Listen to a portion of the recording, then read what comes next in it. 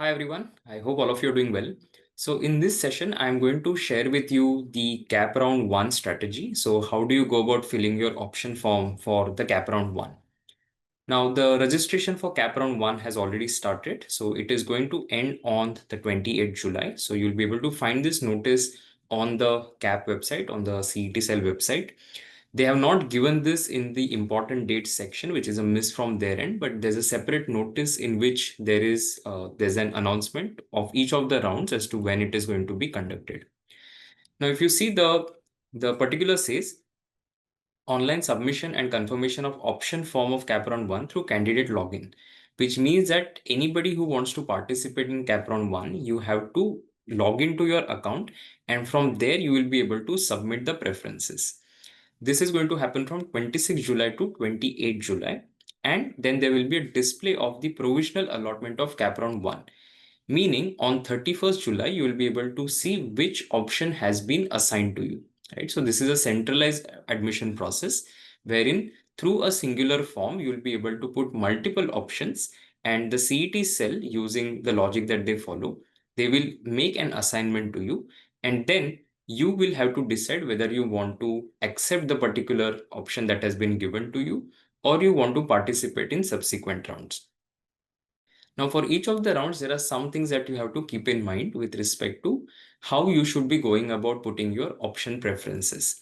Because if you read this carefully, and that is very important that you read all of the instructions very, very carefully from now on, because here it is mentioned that if you have put the first option, whatever first option that you have put, if that is assigned to you, you will not be able to participate in the subsequent round. So I'll just scroll down, and this is after 31st July. So between that 1st August to 3rd August, you will have to decide what you want to do with the option that you get. So it says accepting to the offered seat by candidate through his or her login, and you have to verify the seat allotment. Okay. Now here it is mentioned that candidates who have been allotted the seat as per their first preference in round 1, it will be auto freezed. What it means is that, let's say I have entered a particular institute, let's say Sydenham as my first preference, and I get Sydenham assigned to me. It means that it becomes auto freezed. I'll not be able to participate in the subsequent rounds. I have to take Sydenham. So if that happens, you have to pay the seat acceptance fees. You have to pay that online, and you will not be eligible to participate in subsequent rounds. Okay. If you have been allotted other than first preference and self-freeze, what it means is, let's say I put my first preference as JBIMS, my second is Sydenham, my third is Wellinker, and I get Wellinker and I'm happy with it. I don't want to participate in subsequent rounds. I can accept that particular seat and I can decide not to participate in subsequent rounds. Okay. So for whatever you want to do, whether you want to accept or you don't want to accept, but you want to participate in subsequent rounds, you will have to take some steps, right? So, and all of that details you will be able to find in this particular document, which is available on the CAP website. Okay. Candidates who have allotted other than first preference and want betterment must claim the allotted seats. So you have to put a claim on that seat that you get in round 1 by choosing not freeze, betterment, and that is the choice that you need to make. Pay the seat acceptance fee so that you can participate in the subsequent rounds as well. Okay, so these are the steps that you will have to take, but this is after the result, right? So that is going to be between 1st to 3rd August. For now, we have to focus on this particular step wherein we are putting the option preference. All right. Now here, if you scroll down, you'll also see for Cap Round 2, it is slightly different. So in Cap Round 2, it says candidates who have been allotted the seat as per their first 3 preferences in round 2 becomes auto-freezed. So unlike the first round where the first preference, whatever you had put, if you get that, it becomes auto-freeze. In the second round, it is from the first 3 preferences that you have put. If you go down further for Cap Round 3, you will see that it is the first 6 preferences. So whatever is first 6 preferences that you put in Cap Round 3, if you get any of that, it becomes auto freeze, right? In such case, you will not be able to participate in subsequent rounds. So what does this mean, right? This may be confusing to some of you. This only means that you have to be very careful with respect to the options that you put, and you have to put options that are aspirational as the first in your Cap Round 1, as the first 3 in Cap Round 2, and the top 6 in Cap Round 3. Okay. Now let me take you to the actual form as to how it looks and where you will be able to find it. So on the main website, right, once you log in, once you're logged into your dashboard, you will be able to see this option on the left-hand side, which says fill cap round 1 option form. You need to click on this, post which you will be able to see some instructions. It's a very, very important instructions. So you will be able to see all the options, which means all universities that are there, all districts, all colleges that appear under those districts and so on. You have to select the particular choice code which is applicable to that particular institute. You don't have to worry about the codes because you'll also be able to see the name of the institute. So that will be very visible. Okay. Then you have to move your preference up or down using the up and down arrow that is given. This will decide the final order of preferences. Now it says that you're allowed to set preferences to maximum options from selected in cap round 1. So you can select a lot of options. Let's say somebody can select 30, 40, 50. You can put 100 options if you want, right? Then you have to indicate preference. And before you do the final submission, there is an OTP based verification that needs to be done. So you can modify preferences, you can add choices, you can edit it, whatever, before the final confirmation. So you do a final confirmation of the online option form, and that is through an OTP submission. And if you're sure about the preferences that you've set, you can click on confirm your options, right? It will ask you for that OTP and whatever. And after that, you will get an acknowledgement, right? So you'll be able to see that, okay, this is the final list of preferences that you have put. I would strongly suggest that you take a print of the page and keep it with you. Okay.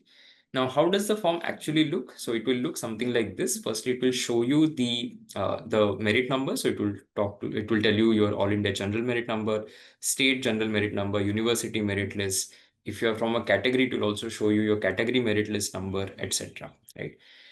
Then there are some instructions, but I of course encourage all of you to read it. But I will focus on the last one where it says if a candidate is allotted the seat as per his first preference, this is exactly what we saw in that PDF that I showed you some time back. The allotment becomes auto freeze, and you will have to accept the allotment that is made, right? You will not be eligible to participate in the subsequent cap rounds. You have to pay the seat acceptance fees, and you will have to just report to the institute and take the admission for that particular institute. And that is why your first preference should be aspirational. Don't put something that you are going to get sure shot. For example, let's say I'm somebody who is sitting in between in terms of JBIMS or Sidnum. Will I get JB? Will I get Sidnum? I'm not very sure. My first preference has to be JBIMS. My second preference will be Sydenham, right? Similarly, for somebody who is sitting between, say, Sydenham and Wellinger, right? You know that JBIMS will be out of reach, but maybe it is between Sydenham and Wellinger.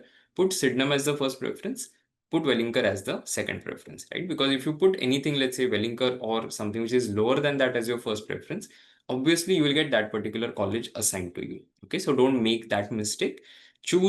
Put more options, put more colleges and programs, but be very careful with respect to setting the order in which you're submitting the preferences.